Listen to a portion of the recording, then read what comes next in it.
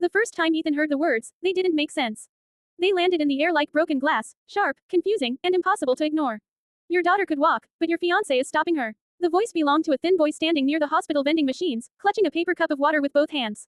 He looked about 10, maybe 11. His clothes were too big, clearly donated, and his sneakers had holes in the toes.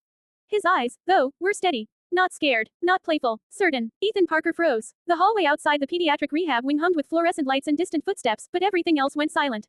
That's not funny, Ethan said automatically. You shouldn't joke about things like that. I'm not joking, the boy replied. I don't joke. Ethan studied him more carefully. The boy's wrist carried a faded hospital band. He was a patient, or maybe a sibling of one. Either way, he was a child, and Ethan didn't have time for this. His daughter, Lily, had been unable to walk since a car accident 2 years ago.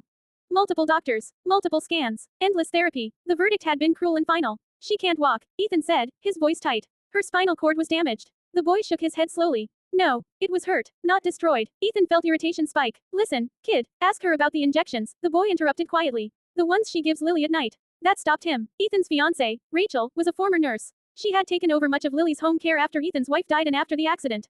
She was gentle, organized, praised by every doctor. The idea that she would hurt Lily was absurd. Yet the boy's words echoed in his chest. What injections? Ethan asked. The boy finally looked away. I wasn't supposed to say anything. But Lily cries less now. That means it's working. Working, Ethan demanded. What's working? The boy stepped back. Ask the doctor who quit last year. Dr. Monroe. He knew. Before Ethan could say another word, a nurse called the boy's name.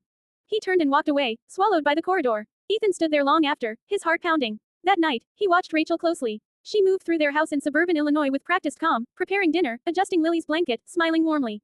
Lily sat in her wheelchair, drawing quietly. Did you finish your exercises today, sweetheart? Rachel asked. Lily nodded, not looking up. Ethan waited until Rachel left the room. Lil, he said softly, crouching in front of her. Does anything hurt? Lily hesitated. My legs feel funny sometimes. Funny how? She shrugged, tingly. But Aunt Rachel says that means they're healing. Ethan forced a smile. That's good. Later, he lay awake beside Rachel, staring at the ceiling. When she slipped out of bed near midnight, he followed silently. From the hallway, he watched her unlock a small metal box in the kitchen cabinet. She drew liquid into a syringe with practiced ease. His chest tightened. Rachel, he said suddenly. She startled, nearly dropping the syringe. Ethan, you scared me. Lily had muscle spasms earlier. The doctor prescribed this. What doctor? Ethan asked. She smiled, too quickly. The clinic. You know, he realized, with cold clarity, that he didn't know. And somewhere in his mind, the poor boy's words repeated again and again. Your daughter could walk. Ethan didn't confront Rachel again that night. He pretended to sleep while she returned to bed, her breathing slow and even. But inside him, something had cracked open. The next morning, he checked Lily's medical records while Rachel showered. The injection wasn't listed, neither was any recent prescription change. His hands shook as he closed the laptop. At work, Ethan couldn't focus. He was a civil engineer, responsible for bridges and roads, things that were supposed to be solid. Now his own home felt like it was built on sand. He called the rehab center and asked for Dr. Monroe. He doesn't work here anymore, the receptionist said. He left abruptly. Do you know where he went? A pause. I'm not supposed to say, but he opened a small practice in Indiana. Ethan drove there that same afternoon. Dr. Monroe looked older, more tired, but his eyes sharpened when Ethan explained who he was. I wondered when you'd come, Monroe said quietly. Why? Ethan asked. What do you know about my daughter? Monroe leaned back. Lily's injury was incomplete. With aggressive therapy and the right conditions, she had a strong chance of regaining mobility.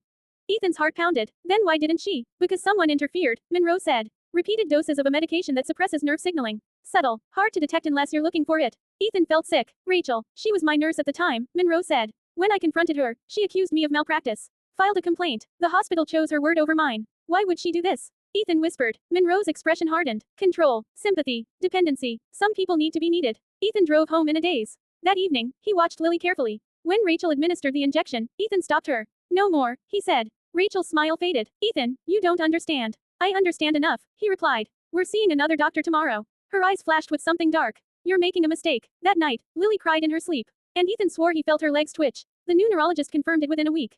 There's nerve activity here, she said, pointing at the scan. More than there should be if paralysis were permanent. Ethan felt tears burn his eyes. Rachel didn't attend the appointment. She claimed a headache. When Ethan told her the results, she went pale. You're letting false hope hurt her, Rachel said sharply. I was helping. You were poisoning her, Ethan replied. She laughed, a brittle sound. You think she'd still love you if she could run again? I was the one she needed. That night, Rachel packed a bag. By morning, she was gone. Therapy began immediately. Painful, exhausting. Lily screamed and cried, but she also laughed for the first time in years. Weeks passed, then months. One afternoon, Lily stood. It was only for 3 seconds. But it changed everything. Ethan cried openly, holding her as the therapist applauded. And in the corner of the room, Ethan noticed a familiar face.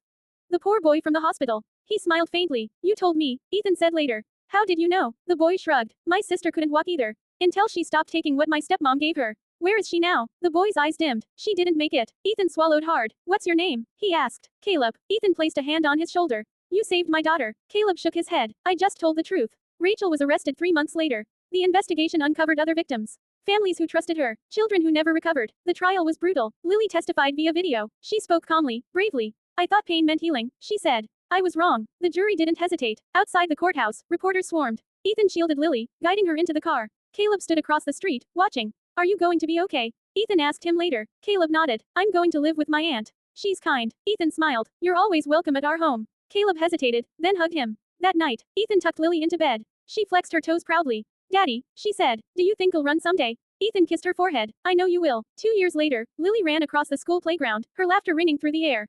Ethan watched from a bench, Caleb beside him, now taller, healthier. You did good, Caleb said quietly. So did you, Ethan replied. Lily tripped, then stood up on her own, grinning. Ethan felt something close to peace settle in his chest. The truth had been cruel, but it had saved a life. And sometimes, it came from the least expected voice.